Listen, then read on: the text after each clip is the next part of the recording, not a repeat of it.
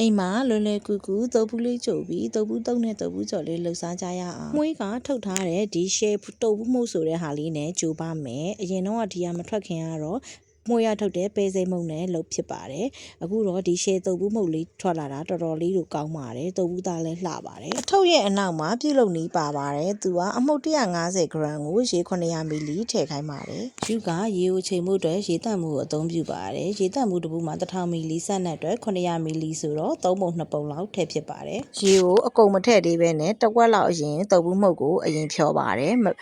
အသုံးနေဖြစ်နေမှာဆိုလို့စကားလေးနဲ့ပါစစ်ပြီးတော့ဖြောလိုက်ပါတယ်ပြီးတော့မှကြံတဝက်ကိုရောပေးပါတယ်တုပ်ဘူးမှုတ်တွေကိုရေမှာလုံးဝပျော်ဝင်သွားပြီးအတုံးတွေလည်းမဖြစ်တော့ဘူးဆိုလို့ရှိရင်စားအနှဲငယ်ထည့်ပါမယ်သူကအချိုအနေနဲ့ကြားနှဲငယ်ထည့်ခိုင်းပေမဲ့ယူအားမကြိုက်လို့မထည့်တော့ပါဘူးပြီးရင်မီးပေါ်တင်ပြီးတော့ကြိုပါမယ်မီးကိုအသင့်တင်မဲ့ထားပါမယ်ဒါပေမဲ့တတိပြုရမှာကဇွန်းနဲ့အဆက်မပြတ်မှွေနေပေးဖို့တော့လိုပါတယ်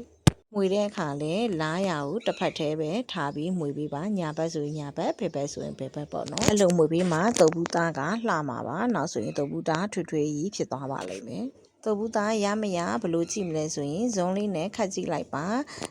သူကပြက်ကျနေတယ်ဆိုလို့ရှိရင်တုပ်ဘူးသားမရသေးပါဘူးတကယ်လို့ဒီလိုဇွန်းနဲ့မကြည့်တဲ့အချိန်မှာလုံးဝသူကမပြက်ကြတော့ဘူးအတွဲလိုက်ဖြစ်နေပြီဆိုလို့ရှိရင်တုပ်ဘူးသားရပါပြီတုပ်ဘူးသားလေးရသွားပြီဆိုလို့ရှိရင်ထဲမဲ့ခွက်သေးကိုလောင်းထည့်ပါမယ်အမြန်တော့ထည့်ရပါမယ်နောက်ဆိုခဲသွားမှာဆိုလို့ပါ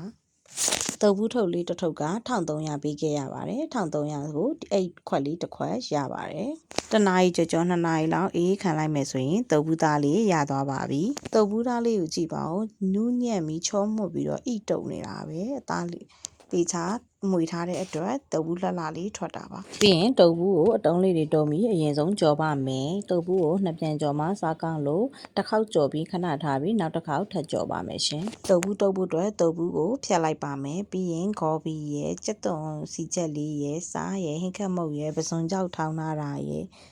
ရှောက်ရွက်လေးရဲ့ပဲမှုတ်ရဲ့လိုပါမယ်မကြီးသည့်ရေဖြော်ထားတာလေးလည်းထည့်ပေးပါမယ်ပြီးရင်ပါဝင်ပစ္စည်းအလုံးစုံပြီးဖြစ်တဲ့အတွက်ရောနယ်လိုက်ရုံပါပဲအဆက်ထည့်မယ်ဆိုရင်ညူတီကြက်မုံလေးလည်းထည့်လို့ရပါတယ်အိမ်မှာကလေးတွေလည်းရှိတယ်ယူအားတုပ်ဘူးတုပ်ဆိုအချိုတုပ်ကြိုက်တဲ့အတွက်ညူတီမထည့်တော့ပါဘူးတုပ်ဘူးတုပ်နဲ့တုပ်ဘူးကြော်လေးကတော့စင်သင့်ဖြစ်ပါပြီတုပ်ဘူးကြော်နဲ့တုပ်စားဖို့အချင်းဆက်ပါမယ်ကလောမှာစားခဲ့ဘူးတဲ့တုပ်ဘူးချင်လေးပေါ့နော်သူတို့ကတော့ဘလို့ဆက်လည်းမသိဘူးကိုကတော့ကိုနေကိုဟန်နဲ့ကိုဆက်ပါမယ်သူတို့ကတော့တုပ်ဘူးကိုအပြော့ကြိုပြီးတော့ဆက်တာပါကိုကတော့အလုံးရှုံမှာဆိုလို့ရှိတဲ့တုပ်ဘူးလေးကိုပဲခြေလိုက်ပါတယ်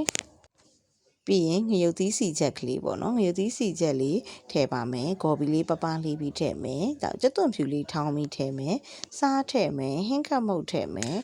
ယူကလောတော့ကစားဘူးတဲ့အရာတာမှာအချင်တက်လေးနည်းနည်းပါတယ်ထင်လို့မကြီးရည်လေးပါနည်းနည်းထည့်လိုက်ပါတယ်ရေလေးအနည်းငယ်ထည့်ပါမယ်ပြီးတော့အဲ့ဒါကိုရုံးမွေလိုက်ပြီဆိုလို့ရှိရင်တုပ်ဘူးချင်လေးရသွားပါပြီဒီနေ့ကမှန်ချင်မှမှန်ပါပါကိုစားဘူးတဲ့အရာတာလေးကိုပြန်ပုံဖော်ပြီးလှုပ်ထားတာပါเนาะပြီးရင်သူတို့ကကြက်သွန်မိတ်လေးထည့်ပါတယ်ကိုမှတော့ကြက်သွန်မိတ်မရှိလို့ဒီတိုင်းလေးပဲဆက်လိုက်ပါတယ်ဒါပေမဲ့အရာတာအရင်စားကောင်းပါဒါကတော့မလမြိုင်ချင်းလေးဆက်ထားတာပါမကြီးမဲ့ဖြော်ထဲမှာကြက်သွန်ဖြူနဲ့ရေဒီစိမ်းထောင်းထည့်တယ်ရေသီးကြက်မုတ်ထည့်တယ်ပဲမုတ်ထည့်တယ်နန်းနန်းမင်းလေးထည့်ပြီးရေလေးအနှဲငယ်နဲ့ဖြော်ထားတာပါတုပ်ဘူးတုပ်လေးရလေတုပ်ဘူးသားအီတုံတုံလေးနဲ့တော်တော်လေးစားကောင်းပါတယ်ဈေးတွေကဝယ်လို့ရှိရင်တုပ်ဘူးသားတွေမမကြီးအဆင်မပြေပါဘူး